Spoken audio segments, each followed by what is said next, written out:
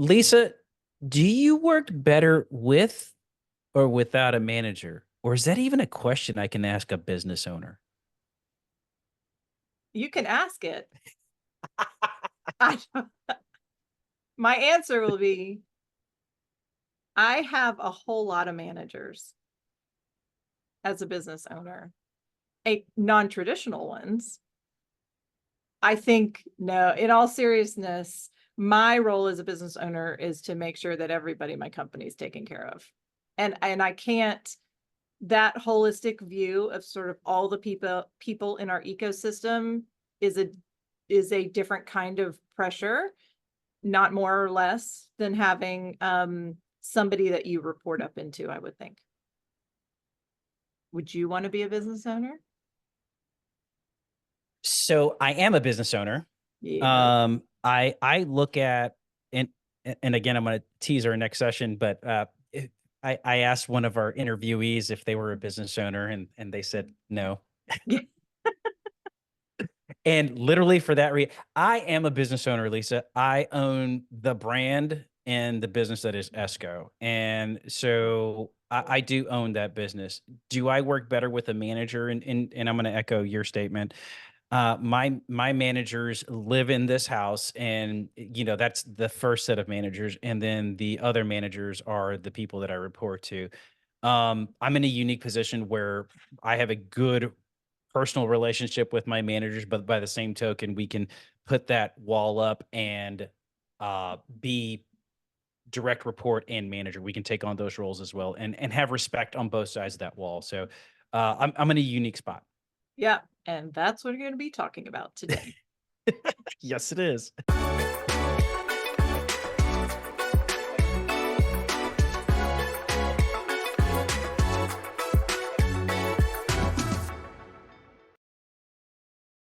Hi, everybody. My name is Adrian Escobedo. I go by Esco. I'm here with Lisa Tilt, and we are going to do another session of the wins and the grind. Lisa, managing up and down. What does that even mean? And you didn't even mention managing side to side, because I would say it's like a 360-degree endeavor. Yeah, most definitely. Yeah. Is it different today than it was when we started? This idea, this notion of managing up and down. Thoughts? Thoughts? Well, the series is the Gen Xer's dilemma. So I would venture to guess, yes, it has evolved quite a lot in, I would say, the last 30 years. Perhaps, and this is what I celebrate among our younger generations, is their confidence in voice and how they can take more control over their current situation. I felt like I had to step into a role, and that was the option. Versus, right? Did he agree? I think so. Um, versus saying, no, I not even no, but hey, can we talk about this further? Right. So a little convoluted, but I think it's changed. I think that there are more respectful dialogue opportunities for people to voice different opinions. And I want to say also that I would have to argue that it is industry related as well. There are ways of going about voicing your opinion and managing up and managing down.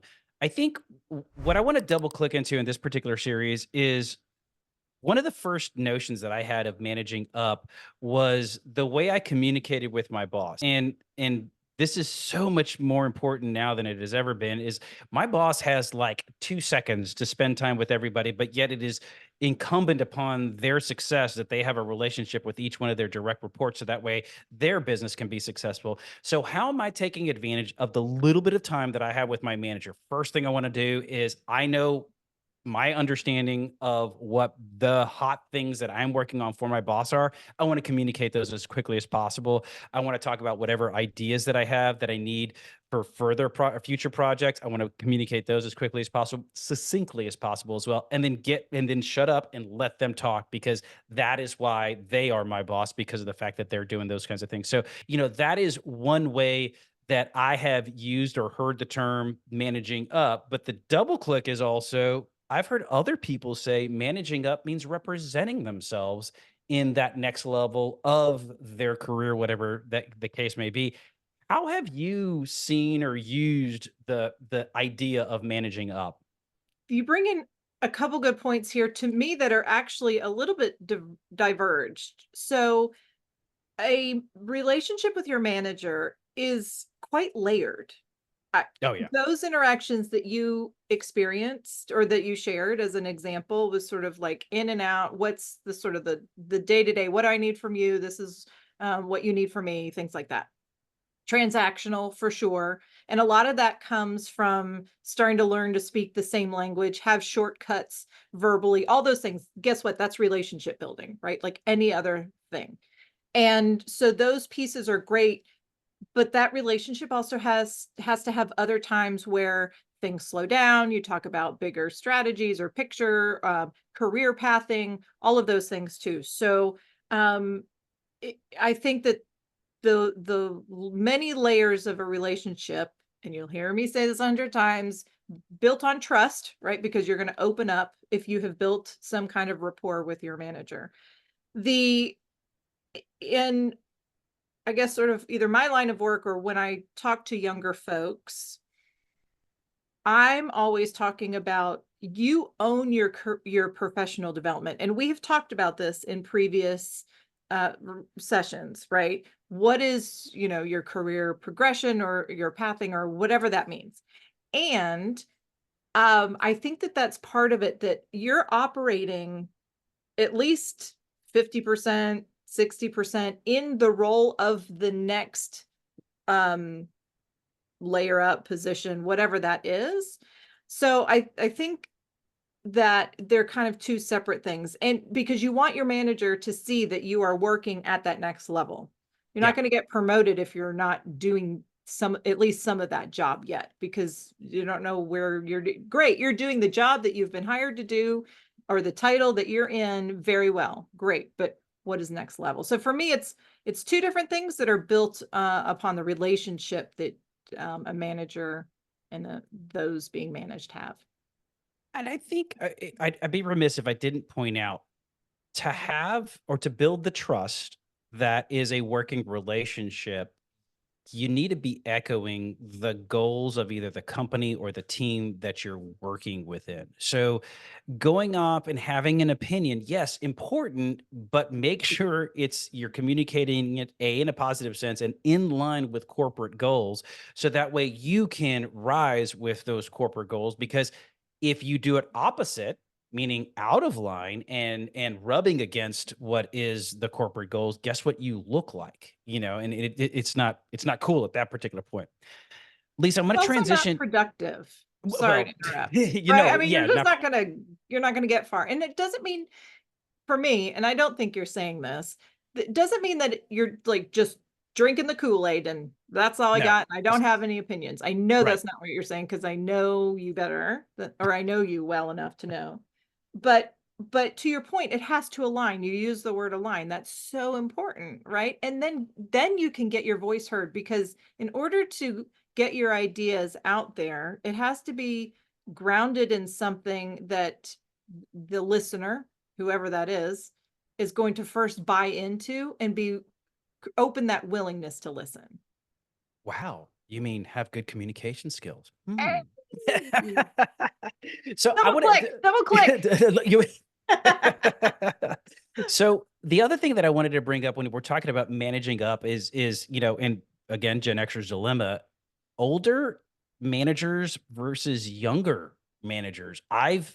Honestly, I was so blessed to have several managers that are younger than me who were so much more they were dynamically thinking in a totally different direction than I was, and I got a chance to learn so much more, and to this day still learn so much from them. So, the idea of older and is my manager older than me? Do they have to be older than me? Is my manager younger than me? Do they have to?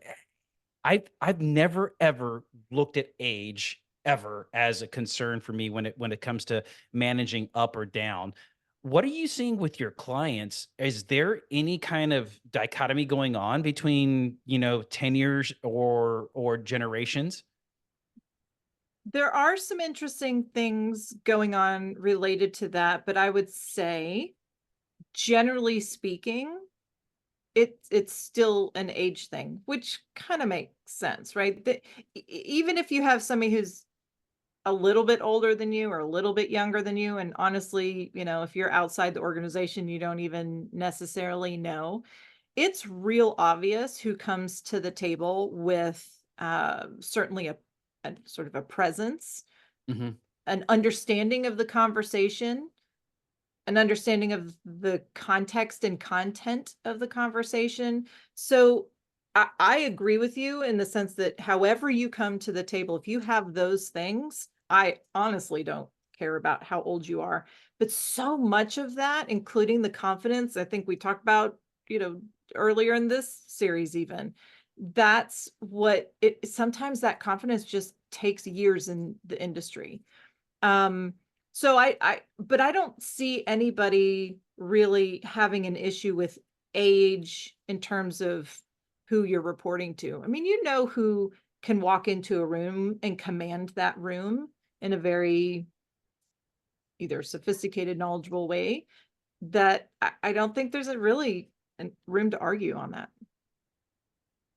So you touched on something, but you didn't call it out. So I'm going to throw it out there. Yeah. Life experience. And I think the success or what has happened in the managers that I've watched and that have managed me is their experience and their ability to navigate those experiences has actually been what has separated them, and in my opinion has kind of given them the opportunity to be a manager of managers, or one of my higher ups per se. And so it's navigating the life experiences that also becomes important, in my opinion. And I think that, and I agree. And I will add that some people don't want to manage people. Ta-da! You being one of them, yes, dear. And it's a heavy lift, and that's okay because I think we need to be very conscious conscious and cognizant of what it means to be a people manager today. Yeah. Oh gosh, talk about layered, right? People are layered. And back into the conversation that we just had in our previous series or previous episode is that managing to where people are today, which is wholly different than they were 10 and 20 and 30 years ago, because there's no fear in bringing yourself to work. Aha.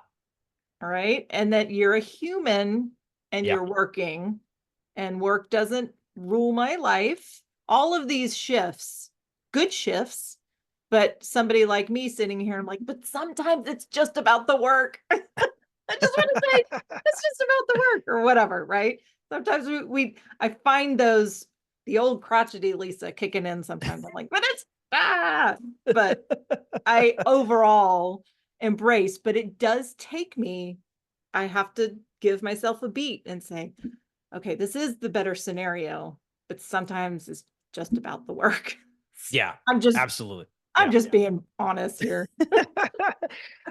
So honestly, I think the best relationships that I've had as a manager and with my managers have been around the trust that I have built or that we have built inside the relationship, the respect that we have built. And I think that the most fun I had being a manager, and I know, yes, I said I don't want to be a manager. I think I'm just more scared of the paperwork than actual people managing.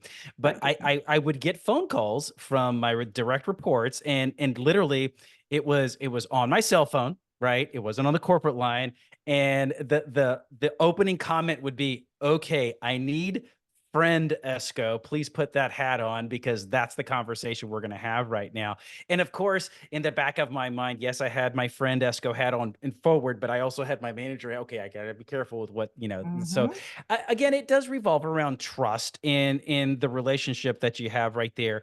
So, what are the wins of managing up within your ecosystem? And of course, you are a business owner, so I don't know how you're going to answer this question. I know for me what the wins are, but I'm gonna let you answer first because I think it's more interesting how a business owner says, "How do I manage up?" How do I manage up? Yeah, Yeah. well, me personally is actually managing around, kind of like how we started it, right? It is so, again, I'll use that word, layered. It has to be built on trust. That trust can be broken. Yep. Um, but how does that relationship weather the ups and downs? Because there's a seasonality to everything, and that includes the manager relationship, supervisor relationship. And so what I try and do when I'm kind of managing up, we're kind of looking like, give me feedback. I want to know how that meeting went. I want, give me some real time feedback, for example. Or also to my job that I see as a business owner is helping my people manage up. So asking the leading questions to say, look, I've been thinking about this. I've been thinking about your next role. Have you been thinking about it? Talk to me about it. Do you have interest? Where is your career path going? So I'll ask a whole lot of leading questions that will then let them know that I'm open to those conversations, that I want to honestly have those kinds of conversations and get the ball rolling on what those kinds of things will be. So sometimes it surprises people. It's like, "Oh, I didn't know I could." Literally, it was yesterday. I didn't know I could talk to you about those kinds of things or whatever. And I'm even a skip manager, right? For Right. Yeah. example. And so no, like, no, give it to me. Give me all the information. I want all the information. I want to see what you're thinking and feeling and all those things because that matters to me. And it also helps me manage them better and the company as a whole because then I know where they're focusing their energies, if something's distracting us as a team. Right. To me, that's managing up in a way because I manage up to the organization as a business Yeah. owner. Wait, okay, I like that last statement. You manage up to the organization, A, that you own, that you run, but you manage up to that expectation of the organization that your employees work for, Yeah, you know? 100%. Yeah. And my goodness, that so jumps into our next series when we start talking to different generations and what they think a job is. So I'll leave that there because I don't want to let too many of the cats out of the bag I'm there. excited. Yeah. the for me, the win of managing up when it's done correctly in either context that I opened with is the fact that you have just such a smooth working relationship when things get hard Yes. and because everyone understands each other. And we talked about this in our last video series in our last video. You do have to let some of the personal in so people know what's going on and you give grace where grace is needed. So I wanted to make sure I called that out. Lisa, any closing thoughts before I wrap us up? I just think we remember that people are people wherever they are. And it's never as soon as you think you have it figured out, you don't. Check out some of our other videos in this series. Has remote work life balance thing? How's that changed? Advice, obviously, from the sandwich generation is one of our first videos. And then what does it look like to be halfway through our career? So check out some of our other videos in the Wins in the Grind series. With that, goodbye from the Wins in the Grind. Bye, everybody.